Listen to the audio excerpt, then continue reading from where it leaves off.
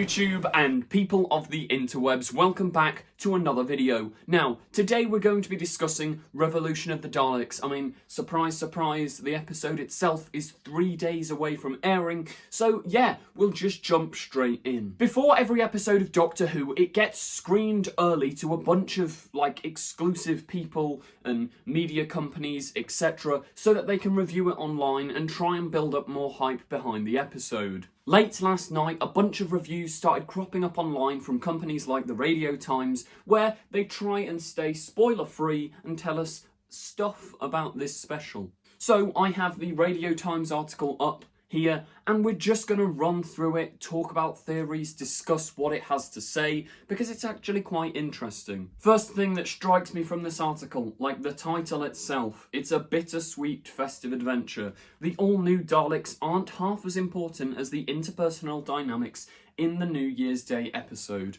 So that initially suggests to me that this is going to be like a character-focused episode. The whole thing is going to focus on the dynamics between the characters, and the Daleks aren't actually going to be that important. Depending on what kind of Doctor Who fan you are, that could either be a really good thing or a really bad thing. Like, if you're a massive fan of the Daleks and you want some really clever, ingenuitive plot like, let's say, what's it called? The Daleks in Manhattan. You want something like that, you're probably not going to get it here. If anything, you could probably liken it to like Stolen Earth and Journey's End, because it focuses on the characters, bringing back people like Captain Jack, Jack Robertson. It focuses on the dynamics between them. Now, personally, I think that is brilliant. Like, that's actually filled me with even more hope for the episode, because we know Chibnall can actually do character stuff really, really well. And yes, I can already hear you going, "Oh, Series 11, Chibnall didn't do anything, Yaz is a cardboard cutout." Watch Broadchurch. I'm sorry,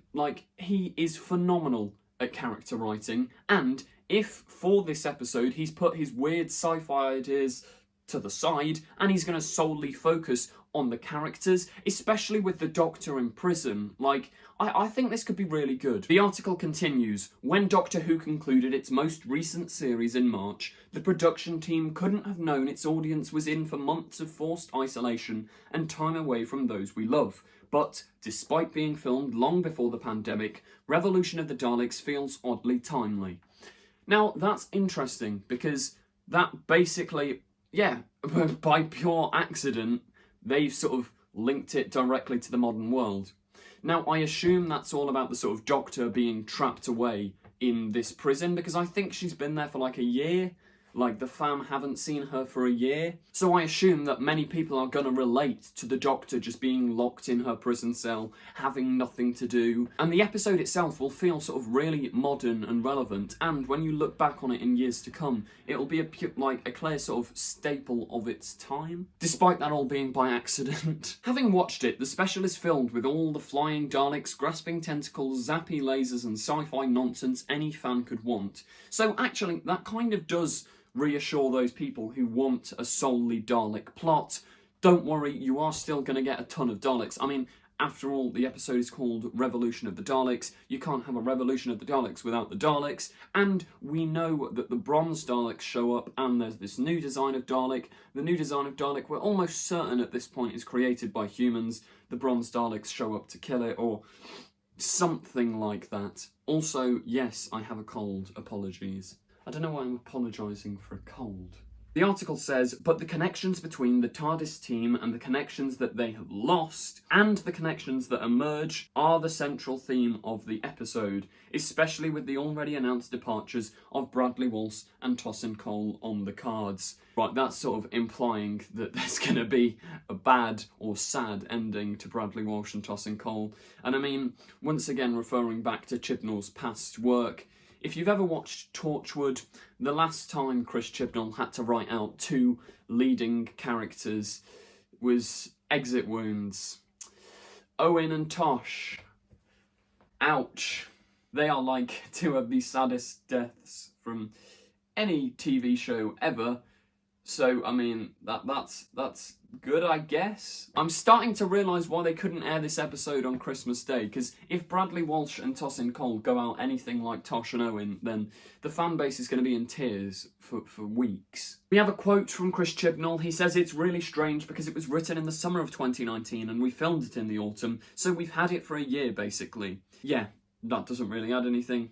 Nice one, Chris. So here Chris Chibnall just sort of waffles on about what we've talked about, so it accidentally relates in many, many different ways to the current times and people's feelings of isolation and being forced away from family members. The fam...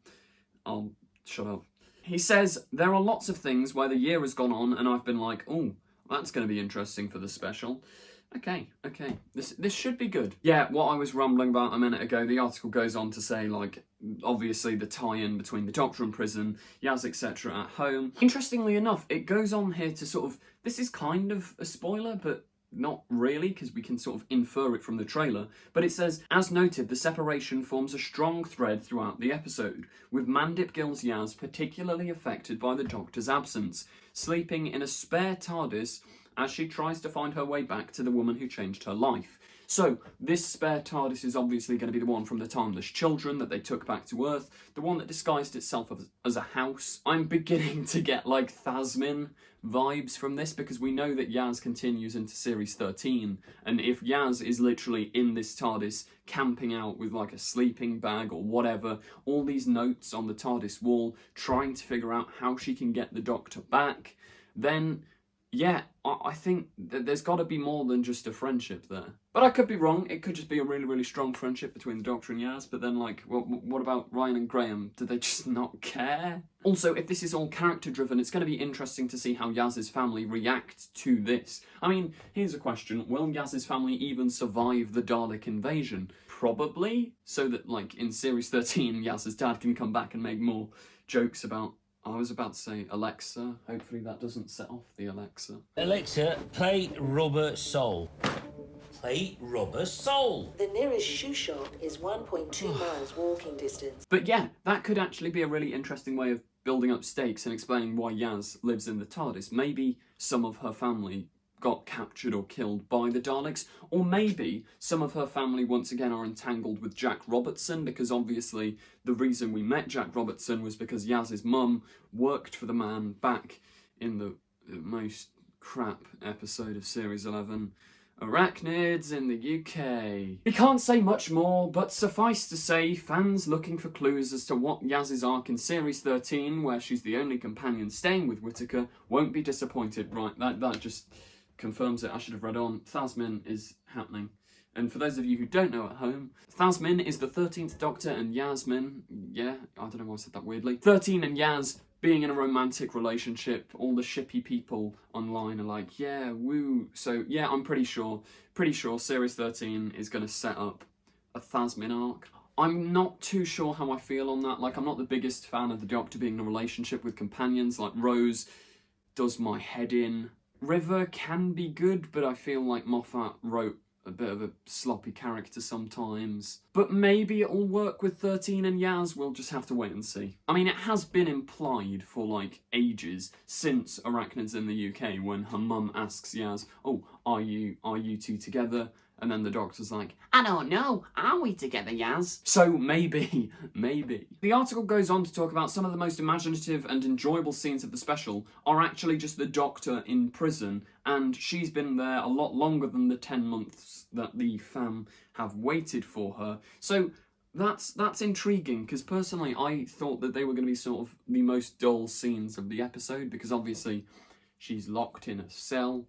We've had pictures of her, like, eating a stale bagel. She's locked in a cell. What more can she do? But apparently it's very imaginative and very interesting, and some of the best scenes of the episode. So yeah, I'm looking forward to that. Now, because, yes, as we have known for about a year, the Daleks are back, and they've got a new look. Saying literally anything else about the Daleks and why they're here, or what they're doing, or why they look this way, would constitute as a major spoiler. So all I will say is this. I think the new red lasers are pretty cool, and it's nice to see Daleks out in force again. From the sounds of that, he's trying not to tell us what we kind of already know, that these Daleks are manufactured by Jack Robertson and co, and then the real Daleks show up, or maybe we've got it all wrong and there is some big unexpected thing coming out for this episode. Once again, in this paragraph, they highlight the sort of irrelevance of the Daleks. That's the next special, irrelevance of the Daleks. It says, still, it's interesting to note how rarely the Daleks actually seem important to this episode. Yes, they're the main threat, but the episode scribe Chris Chibnall seems more interested in the cast than the monsters, whether that's in the form of the struggling main TARDIS team or big guest comebacks Chris North as Jack Robertson and John Barrowman as Captain Jack Harkness. Now, yeah, once again, I really think this is good. This is actually good because he's focusing on the characters, and when you look at the best episodes of the revival series, they're all like character-driven ones. Like Heaven Sent is all about exploring grief and all the emotion behind that. Vincent and the Doctor is all about depression. Like, when you focus on the characters and the emotions that these people feel and the effects that time travel has on them, it leads to a really, really interesting plot. And it just keeps you engaged. It makes you care about the characters. And quite frankly, when Bradley Walsh and Tosin Cole leave in this episode, I want to care. I want to be emotional. I want to be like, no, come back, don't die. Like Clara in Face the Raven. That death really saddened me, but it would have saddened me way more if I cared even more about Clara's character. Prime example, Bill Potts. When she gets shot in World Enough and Time, it's really sad. Like, I love that character. She is my favourite companion. And she just dies in front of everyone in the start of an episode. It's so impactful and so well written. They need to do something like this for Graham and Ryan. Build them up in this episode as really interesting and dynamic characters so that when they do either die or choose to leave, we feel sad. In reference to both Jacks, Jack North and Captain Jack, they say, both men thrive as these flamboyant characters, whether it's the over-top clownish villainy of Robertson, back after appearance in Whittaker's first series, or the familiar brash charm of Captain Jack, who fairly smoothly slots into the episode after his shock cameo earlier this year.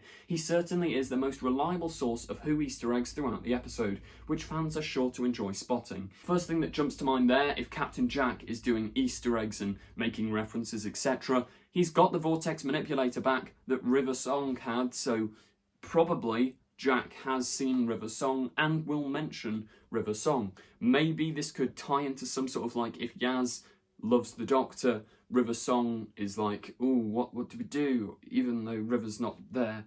You know what I mean. In fact, if anything, one of the special's faults feels like not making a bigger deal out of these returns. Barrowman in particular. He is presented like it's 2007 and he just wandered back onto set. Even as they do lift the fun and energy of proceedings, surely a Jack return could have themed an entire episode. And did Robertson really deserve to play second fiddle to the Daleks? Now, in answer to the last question, yes, because he's not good enough to be his own villain, like Arachnids in the UK. I'm sorry, but I don't care about him enough to be his own villain. I think he is the perfect sort of Donald Trump parody that you can do political commentary with while these Daleks are the main threat. I care about the Daleks. I don't care about Chris North, but it's nice to have him around. And I don't know whether that's a bad thing about John Barrowman, that it's just sort of like slipping back into set, because I feel like the show would almost be sort of too self-congratulatory if it's like, oh, big deal, Captain Jack's back.